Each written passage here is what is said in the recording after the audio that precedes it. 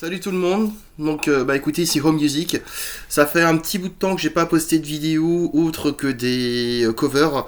Aujourd'hui c'est mon anniversaire, j'ai 40 ans et j'ai voulu revenir un peu sur un groupe qui m'a accompagné un petit peu tout au long de ma vie, j'ai l'impression d'être à la fin de ma vie. Un groupe que j'aime énormément, un groupe que vous devez forcément connaître.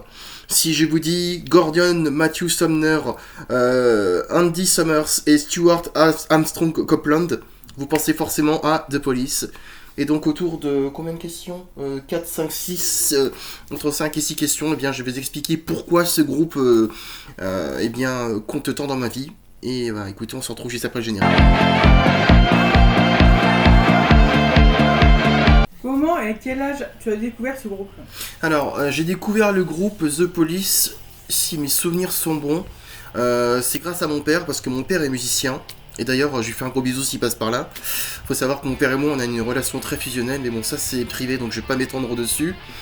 Il avait 2 disques de Police, il y avait 2 singles, je crois, et Ghost in the Machine.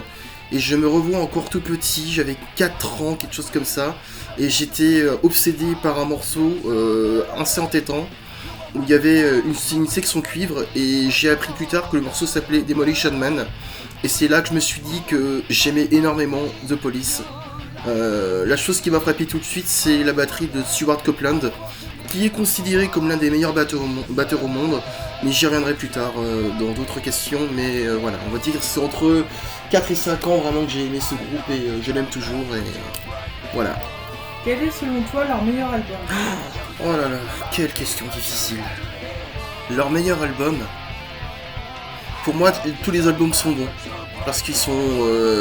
il faut savoir qu'au départ, ils ont sorti un single qui s'appelle Fallout. Désolé, alors je vais un petit peu partir un peu dans des monologues comme j'ai fait d'habitude. Ils ont sorti un single qui s'appelle Fallout avec Henry Padovani, le prédécesseur d'Andy Summers. Ils ont sorti Nothing Ushering et je crois qu'il y avait Vision of the Night. Bref, il y a 3 singles. Ensuite, Andy Summers est arrivé. Il y a eu Outlandos d'amour. Il faut savoir que les 3 premiers albums, ils ont des noms à coucher dehors. Outlandos d'amour, Regatta de blanc, Zenyatta Mandata, Ghost in the Machine et Synchronicity. Et je suis très embêté parce que les 5 albums sont très bons. Même si Sting l'a reconnu, et je peux vraiment, si je peux trouver un défaut à ce groupe, il faut reconnaître quand même que Zenyatta Mandata est un petit peu en deçà des 4 autres. Mais le meilleur pour moi, comme ça, allez, je dirais vraiment, parce qu'il faut bien en trouver un, même s'ils sont tous très bons. Ghost in the Machine. Je t'explique pourquoi, parce que pour moi c'est l'album le plus sophistiqué. Les textes sont engagés. On s'éloigne un petit peu de la basse, de la batterie, de la guitare. Il y a du saxophone et du clavier qui est joué par Jean Roussel, un claviériste très connu, français très connu, qui n'est malheureusement pas crédité parce que Sting, je crois qu'il n'a pas voulu. Il y a des morceaux très bons, alors vous allez excuser mon accent franglais. Spirit in the Material World, Every Little Thing She Does Is Magic, Invisible Sun, qui est une diatribe contre la guerre en Irlande, Hungry for You, où Sting chante dans un français très approximatif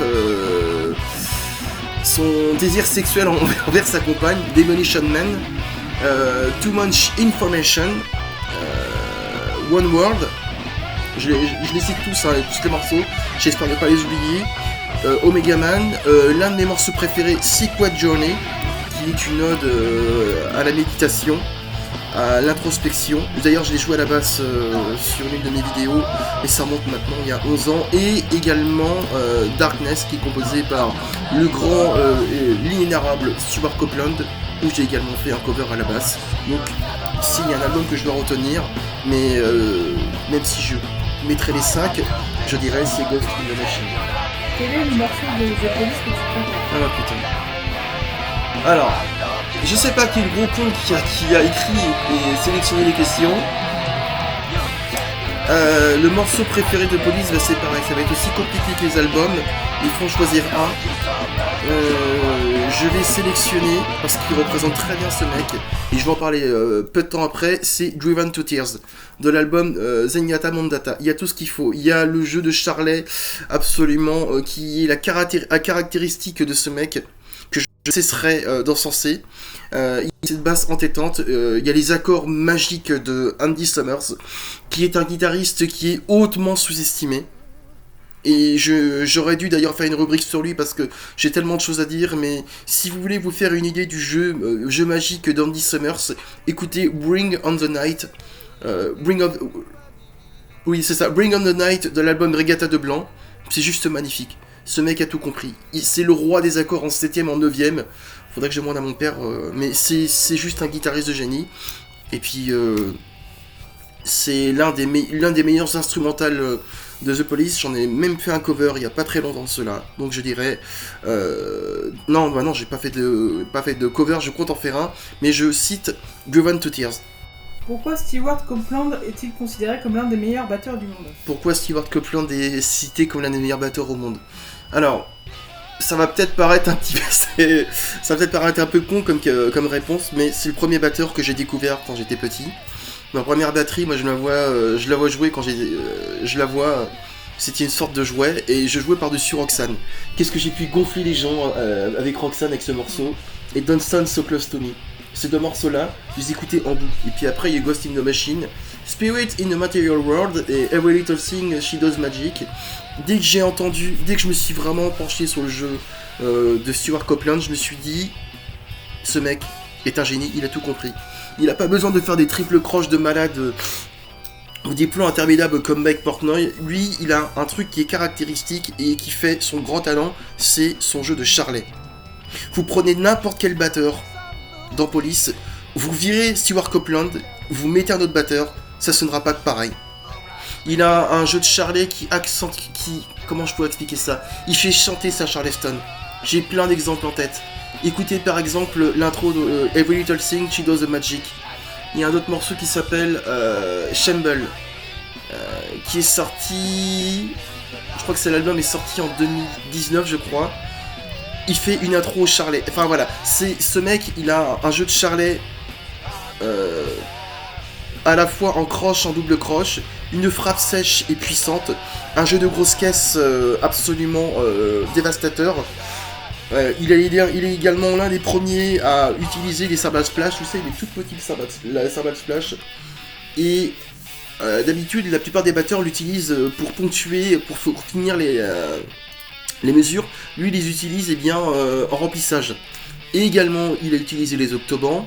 Ici, l'un des premiers batteurs a utilisé de la reverb sur sa batterie. Je vous conseille d'écouter, excusez-moi, le double album live de Police. Il y a un live de 79 à Boston et un autre à... Oh putain, c'est où déjà à Atlanta.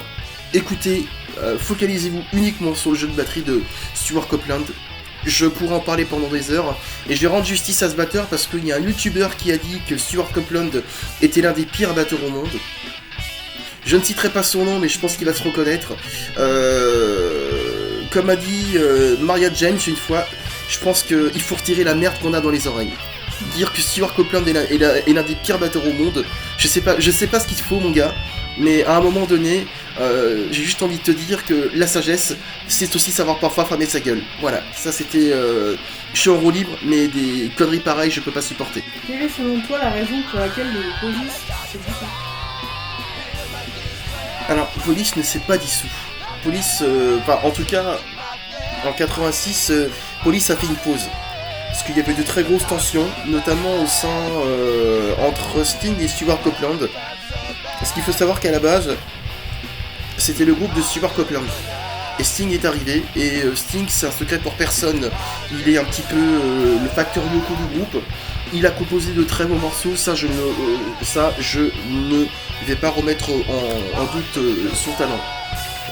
Sa carrière solo est juste magnifique. Moi je vous conseille d'écouter son album Like Bring on the Night, The Dream of the Blue Turtles, Ten Sumner, Oh, il y en a d'autres. Enfin bref, écoutez un petit peu sa discographie, sauf ses duos avec Maître Gims et Shaggy, parce que voilà, sinon je vais m'énerver, mais ce qui s'est passé, c'est que, en fait, à la fin, c'était devenu Sting écrit en grand, plus Andy Summers et Stuart Copeland. Et comme ces deux-là avaient un ego surdimensionné, Copeland et Sting, ils arrivaient qu'ils se prennent la tête. Et c'est arrivé qu'à la fin, eh bien, ils ne se supportaient plus. Et le dernier enregistrement dans les studios Montserrat, dans les studios Air Studio à Montserrat, ils les enregistraient séparément parce qu'ils ne pouvaient plus communiquer, parce que c'était devenu insupportable. Parce que Sting était devenu mégalomane. Il rejetait sans cesse les compositions des deux autres. Il fallait que ce soit ses compositions. Et ils ont tenté une reformation en 2007. C'était... je vais y en parler 2 minutes. C'est là qu'on se rend compte quand même que Sting est un génie, y a pas de souci. Mais ce qui est vraiment dommage, c'est qu'il a ce besoin constant de tout vouloir contrôler. Il a réarrangé les morceaux, ça ressemble plus à rien. Et à un moment donné, il faut savoir s'arrêter. Donc je pense que c'est pour ça, c'est la lassitude, c'est le fait de se prendre la tête tout le temps. Ils ont dit stop, on arrête, on supporte plus, on fait une pause et on se retrouve. Ils devaient se retrouver en 86 pour sortir un album et il y avait juste eu une réédition de Don't Stand So Close To Me et de Doudoudou de Dadada. C'est l'un des pires morceaux qu'ils ont pu sortir. Je te jure, j'ai jamais compris moi, que les gens pouvaient se trouver à ce morceau-là. Mais version 86, on l'avait vu ensemble, je sais pas si tu t'en souviens, où ils tournent sur eux-mêmes et c'est une rétrospective. Il faut savoir que y a pas de basse, elle est synthétisée. Et Copeland s'était cassé la clavicule, donc du coup il y a une boîte à rythme. Et c'est une manière vraiment triste de dire au revoir à Police, sachant qu'aucun des membres ne joue. Donc Que penses-tu réellement de Sting de Saint Police? Alors qu'est-ce que je pense de Sting au 5 Police? Je pense que c'est, comme je dis, c'est un excellent compositeur, un putain de frontman, il sait soulever les foules, chanter à la basse c'est pas si facile. Et tiens, j'en ai une pour Juliette Arnaud une fois qui avait dit qu'elle ne comprenait pas ce que les gens pouvaient trouver à Sting, qu'il était nul. Oui, c'est sûr que Juliette Arnaud, l'ex de Michael Youn, voilà, madame qui est sur France Inter.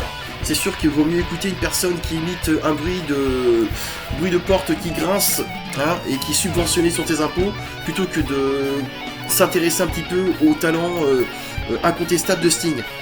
Quand on est l'ex de Michael Youn, qu'on a juste fait une pièce de théâtre qui s'appelle Arrête de pleurer Pénélope, je pense qu'on peut juste... Voilà. Bref, pour revenir à Sting, je pense que Sting s'est très mal comporté au sein de Police. Il s'est très mal comporté. Il s'est pris pour le leader alors que à la base c'était Stuart Copeland qui était le leader. Il a voulu avoir la mainmise et le contrôle sur tous les morceaux. Il a refusé une composition qui est juste magnifique de Andy Summers. C'est Behind Mine Camel, derrière mon chameau. Bon, le titre peut paraître très con, c'est vrai, mais ce morceau a remporté un Grammy parce que c'était l'un des plus beaux instrumentaux du morceau. Et ça a tellement foutu la merde que Andy Summers a menacé de quitter le groupe. Et sur la fin, pareil sur Sing Sing Kone City, quasiment tous les morceaux de Summers et Copeland ont été refusés par Sting parce qu'il les jugeait pas bon. Et évidemment, il y a eu Every Breath You Take, King of Pain, Wrapped Around Your Fingers, Tea in the Sahara, désolé pour mon accent, mais voilà, moi je dirais c'est la mégalomanie de Sting, son arrogance, son ego surdimensionné qui a fait que le groupe s'est arrêté, donc ouais, génie, musicien talentueux, mais personnage très controversé, c'est ce que je dirais de Sting. Mais évidemment, ça n'enlève rien à son talent. Et évidemment, c'est un artiste très engagé, puisque il a beaucoup fait pour la forêt en Amazonie. Je crois même qu'il a rencontré comment il s'appelle? Le monsieur qui a Mahoney? Ah, Raoni. Raoni, voilà. Il a rencontré Raoni. Il a également beaucoup fait pour Amnesty International. Excellent jazzman, il faut également le reconnaître. Très bon contrebassiste. Je vous invite vraiment à écouter Dream of the Blue Turtles, son premier album solo, alors que le groupe n'était pas encore dissous. Excellent acteur aussi, puisqu'il a joué dans Dune, ça faut le savoir, en 84. Il joue le rôle du méchant, j'ai oublié son nom. Il a joué dans Grim, Tom et Trickles, excusez-moi du peu. Il a fait une petite apparition également dans Quadrophenia, le film de The Who. C'est un artiste aux multiples facettes. Artiste de talent, mais personnage complexe, controversé. Qu'est-ce que que les gens continueront de retenir de ce power trio? Alors malheureusement, moi ce qui me chagrine, et c'est pour ça que je vais encore partir dans des monologues, mais les gens vont retenir Roxanne, Every Buzz You Take. Et non, ce n'est pas Roxanne, Every Buzz You Take. Non, ce n'est pas que ça. C'est avant tout l'un des premiers power trio de l'histoire. C'est un batteur qui a su se mettre en avant, non pas par ses solos, mais par son ingéniosité, par un guitariste expérimenté de studio qui a su montrer que être guitariste, ce n'est pas seulement que faire des solos, c'est aussi faire de très beaux accords, et un chanteur bassiste de jazz qui, même si ses lignes de basse peuvent paraître faciles, eh bien, c'est pas facile du tout de chanter et de jouer de la basse en même temps, sachant qu'en plus il avait un pédalier Taurus, c'est un pédalier, un synthétiseur au pied, donc c'est, voilà, c'est ça. C'est des albums là, c'est des albums absolument monumentaux, des hits, Message in the Bottle, le morceau que tu préfères, Walking on the Moon, Every Breath You Take, évidemment, Roxanne, de Doudoudou, de Dadada, ouais. Don't Stand So Close to Me, Spirit in the Material World, j'en oublie. Solemnly, Can't Stand Losing You, faut savoir que ce morceau a été censuré par la BBC parce que ça parle de suicide. Et également des concerts, ils ont joué à peu près un peu partout dans le monde. Ils ont joué au Japon, en Inde, en Australie, je crois qu'ils ont joué aussi en Chine. Ils ont joué un petit peu partout en Europe. Ils ont sorti un documentaire, 2 documentaires, Does Everyone Stare, tiré du titre de Stewart Copeland, où avec sa caméra Super 8, il a filmé un petit peu les tranches de vie de police, et je crois qu'il a eu un prix pour ça, et Bill, comme il s'appelle, et un autre qui est sorti lors de la reformation, où on revoit à nouveau les tensions entre Stewart et Sting. Mais c'est ça qu'il faut retenir, ces 3 personnes, ces 3 musiciens à très forte personnalité qui ont quand même remporté beaucoup de prix. Et puis surtout, ce qu'il ne faut pas oublier, c'est que Synchronicity a été second derrière Thriller, le plus grand album de tous les temps. Je crois qu'il y avait d'abord... alors arrêtez-moi si j'ai une bêtise, il y avait Thriller, Synchronicity, Back in Black. Ces 3 albums-là sont les 3 meilleurs albums les plus vendus de tous les temps. Tout simplement, voilà. Un dernier mot pour la fin. Et bien, un dernier mot pour la fin, bah écoutez, continuez à vivre vos rêves, continuez à aimer, si vous aimez Police, continuez à aimer les morceaux. Bah, si je peux vous conseiller, notamment à mes élèves, ne vous arrêtez pas qu'à Roxanne, écoutez l'intégralité de Outland of Amour. Plongez-vous dans Regatta de Blanc, parce que c'est une ode au reggae. Il faut savoir que je déteste le reggae, mais c'est le seul groupe qui a réussi à me faire aimer le reggae. Laissez-vous emporter par Zenyatta Mandata, explorez Ghost in the Machine, et savourez la fin merveilleuse et triste de Synchronicity, et vous aurez Police. Et je vous laisse un petit bonus avec le double album live de Police, sorti un live de 79 et de 83 à Boston et Atlanta, et plus récemment, ça date de 2007, Certifiable. Mais sincèrement, ça ne représente pas le Police tel qu'on peut l'aimer, mais c'est plus la nostalgie qu'autre chose. Mais continuez à aimer Police et lâchez pas la musique. Voilà. Bon bah écoutez, merci de m'avoir suivi en tout cas, j'espère que la vidéo vous a plu. J'ai essayé d'être le plus concis possible, même si je me suis un peu perdu dans des conjectures, mais c'est la passion du musicien qui parle. Moi, depuis que j'ai l'âge de 4 ans, je connais Police, donc tu me poses des questions sur Police, tu en as pour 1 heure à prendre avec cette vidéo, même si elle fait moins d'1 heure. J'espère que ça vous a plu, peut-être que je continuerai ce genre de format. Au début, je voulais vous parler de Maiden, mais je me suis dit que Maiden, même si je suis un grand fan, pour être tout à fait honnête et pour être tout à fait objectif, dans ma vie de musicien, ça peut paraître con, ça fait un petit peu prétentieux, mais ce qui m'a fait vraiment devenir batteur, c'est Stewart Copeland.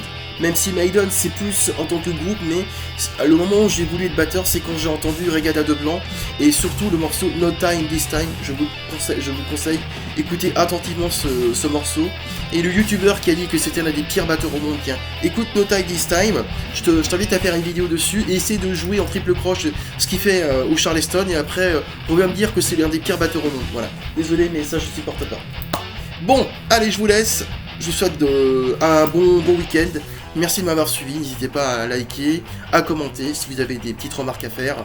Et surtout, ne lâchez pas la musique.